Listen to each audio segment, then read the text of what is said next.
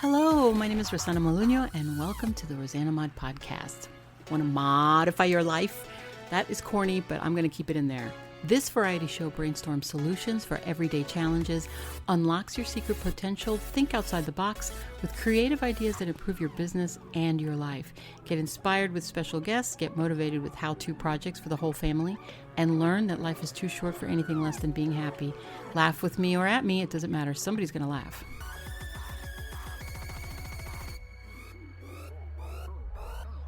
Welcome to the rosanamod Variety Pod. This is your vessel and your host, Rosanamod, aka rosanamod, and we are at episode 65. 65. Getting up there. Remember I told you, episode 100, we got to do something special. I'm not sure what. Anyway, today it's expressing your dog's anal glands. I know. You could shut it off now if you don't want to hear it and you're thinking this is disgusting. I'm not going to listen to it. But you know what? This is what I do for my dog. She's a Shishan, half Bichon, half Shih Tzu. Her name is Coco, and she's almost 13 years old. And I've been doing it for about a year now.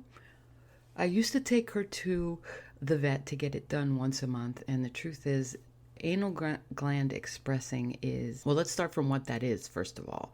What it is, it's a blockage. Dogs have two glands around their anus, right under their tail, around their little butthole.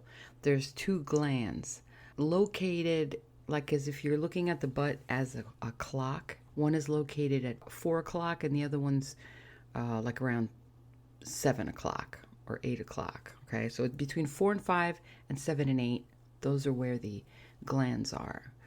And there's two. They're about pea sizes. They're small. And they are prone more to smaller dogs. Usually bigger dogs don't have this problem. The smaller dogs include, and I'm going to give you a list of the dogs that usually have this issue, okay? The first one is beagles, toy poodles, chihuahuas, cocker spaniels, dachshunds, mini dogs, Lhasa Apsos, basset hounds, and those are usually the primary ones, and mine included, since she's a Shih Tzu and a Bichon Frise mix. She has it for sure. I never really knew about it until I took her to the vet because she was acting lethargic, and that's really how it started. She started acting weird. She was kind of sitting there mopey, very depressed. And then I noticed her butt was really red and inflamed, and I'm like, what is this? Also, she started scooting. So when they start scooting, you know, like when they drag their butt around on the carpet, some people think, oh, it could be worms. No, it could also be the anal glands need to be excreted. It needs to be expressed, okay? So that's when I took her to the vet, and the vet said, oh, she just needs to have her anal glands expressed. And so I watched him do it, and she was very uncomfortable. It doesn't really bother. It doesn't hurt, put it that way. It's a relief that they get. It's compounded. They don't come out unless you squeeze them out. So it's this pressure that they have on their butt, and it bothers them. And of course, it's inflamed. It's going to hurt when they go to the bathroom. It's going to bother them, right? What causes these glands to be full like that? Like, why don't they come out? Well, sometimes they will come out when they're going to the bathroom. If they poop, you'll notice in their poop there's like the white part of the egg, you know, that gooey. That's kind of what it looks like when it comes out of the poop, but not when it comes out of the butt. When it comes out of the butt, it's liquid. But I've noticed that when I see that in her poop, I notice that she's excreting them on her own. They're coming out on their own, and she's a little bit better. Now, the cause for this problem is the dietary and also the breed of the dog. So I already told you that smaller dogs are more prone to getting this. But if your dog is not one of those dogs that I listed before, and they still have it, it could be a dietary issue. That means they don't have enough fiber.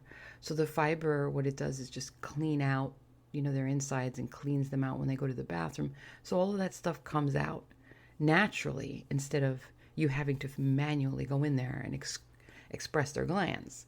So my dog, Coco doesn't like going to the to the vets every month, obviously. Who does, right? She doesn't want to go. So she gets nervous, she starts shaking. It's an anxiety visit for her. So I decided, and it's not even that much. The cost isn't even that much. It's like $15. It's not that much. I mean, that's not what it is. The whole problem is driving up there and having her shake the whole time she's waiting, being around other dogs that might have something that she might catch. I mean, I don't know.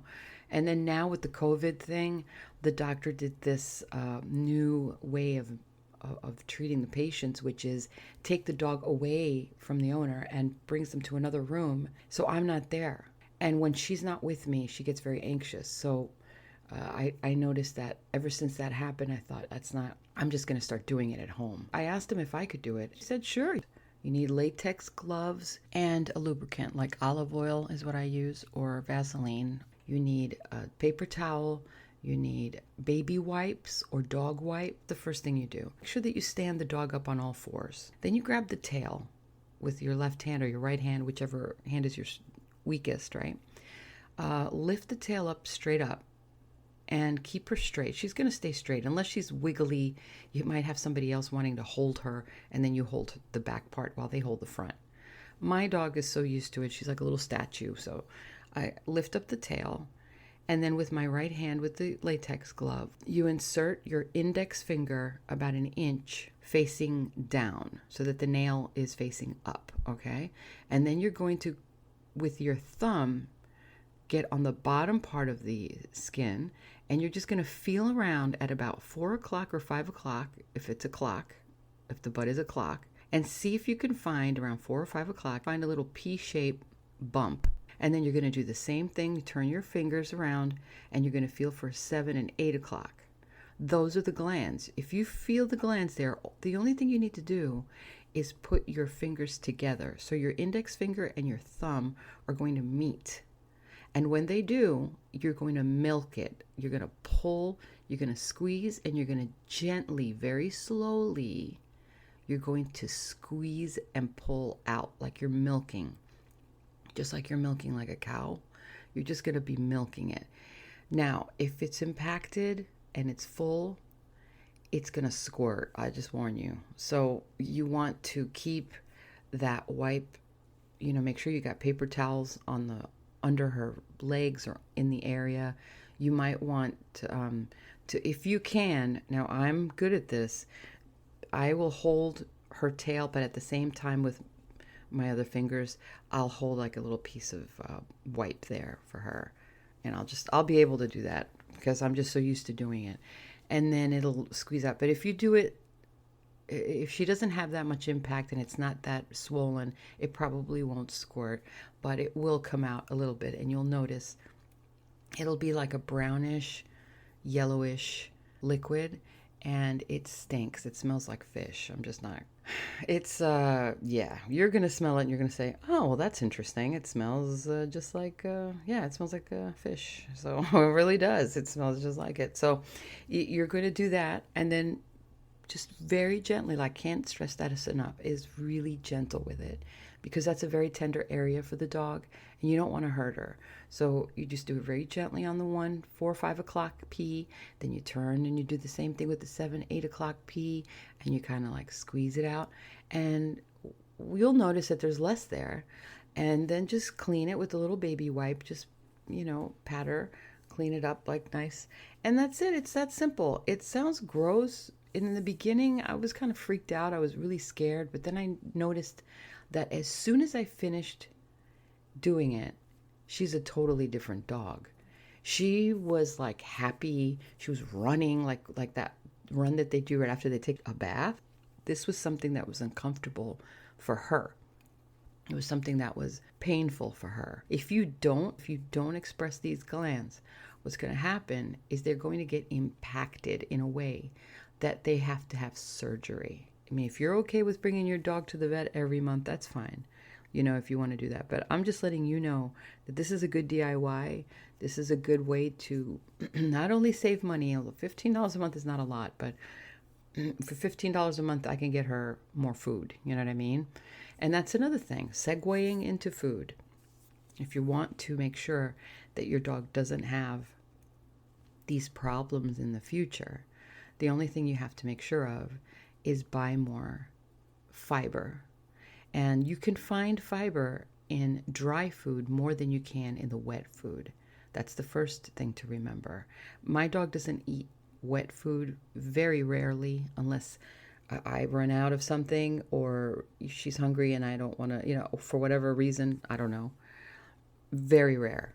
She eats dry food. Check the ingredients of the food that you're giving her. Make sure that it has fiber. Certain brands have more fiber than others. Also, food that contains fiber for humans is also food that contains fiber for dogs, like spinach, bran. Canned pumpkin is good for them. In fact, always keep canned pumpkin in your cupboard for your dog, because this is a really good way for whenever they don't feel good, or if they have like a tummy ache or indigestion, or you know how they have sometimes they have those little bouts where they throw up a little bit, like for no reason, and you're not sure why. I'll just put a little half a teaspoon in her mouth and she'll eat it and she'll feel better. Also apples, brown rice, and veggies, like vegetables like celery and carrots. Your dog's not going to eat this just because you give them a carrot and they're going to eat it. Some dogs are good that way. Mine isn't. She doesn't eat like that. I have to sneak it into her food. So the spinach I'll cut up really tiny, and then I'll mix it in with her food and she'll eat it. That's it. I hope that this helped you guys out there. I know this was a crazy thing to talk about, but I do it every month and I notice that nobody really talks about it. It's very rare, but I did find a couple of YouTube videos out there that show you how to do it. A quick tip I just remembered is you might want to do this in the bath, which is good because that way it won't dirty anything up. You won't need the paper towels on the floor or anything like that. That's an option. So keep that in mind. That's a good tip for you. If you know anybody that has a dog that might be interested in hearing this, share it with them. And please, before you even try it, ask your vet to make sure that it's something that you can do. And I don't know your dog's health history, so there might be something, that you might not know about, that this might harm them in some way. So please find out. And also, if you're curious, just ask your vet for instructions on how to do it. And if you can do it yourself, watch how they do it. You'll get a perfect chance to actually see it happen in front of you so that you can see if you can or not. You might not be able to. You might freak out or something. You might hurt your dog. So just make sure that you do it right, okay? Thank you all for listening. I appreciate your time, as always, and your love. Tomorrow is Friday Foods Day, so stay tuned for that, for some really cool recipes. Until then, God bless, and don't forget to support the channel if you care to. Links below, and if you want to be a podcaster, you also have a link below on Buzzsprout that I've shared with you, just for you. Click on that and follow the steps and get started. Talk to you soon. And what do we say?